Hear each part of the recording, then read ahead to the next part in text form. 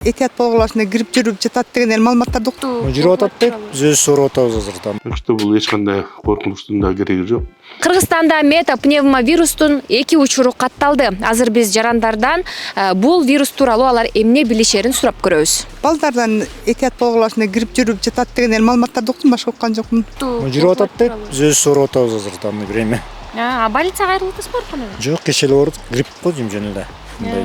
Не слышала, честное слово. Знаю, что есть грипп, как-то информации нету и не афишируют, и не интересовалась даже. Но у моих близких и у школьников такого случая не было. Пока ничего, честно говоря. Ну, пока не знаю, пока много не гуляем во время смога, да. Вот такая, если хорошая погода, то стараемся погулять свежим воздухом, подышать. В основном дома. Өтө деле көп маалымат жок. Ну, эл арасында айтып атышат, что ооруп атат деп. Кайдан келген вирус экен деп. Ошо ооруган жокпуз, анан сактана делекпиз. А вы? Нет. Слышали? Нет, к сожалению, ничего не знаю. Слышали? Нет. Дары мекмелешебиз. Алдын алуу чаралары коомчулуктан кичине алысыраак болгонго аракет кылабыз.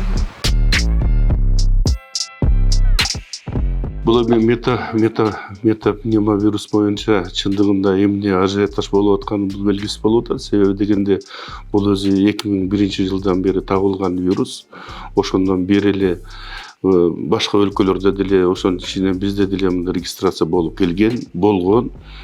Эми мунун өтө эле бул башкача болуп, мындай жайылып, анан коркунучтуу деп айта албайбыз. Себеби дегенде бул обычный эле жанагы биздин ошол острый респираторный вирусный инфекция же болбосо грипп эле да.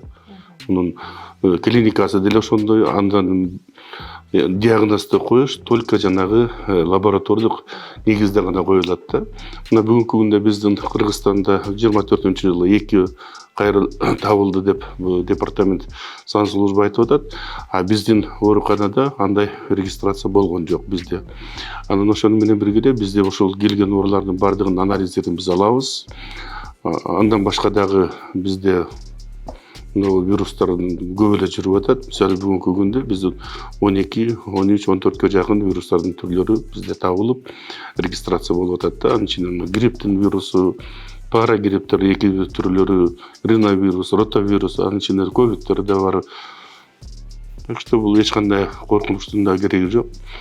Только элементардык санитардык гигиеналык норманы сактаса, бул алдын алса болот да.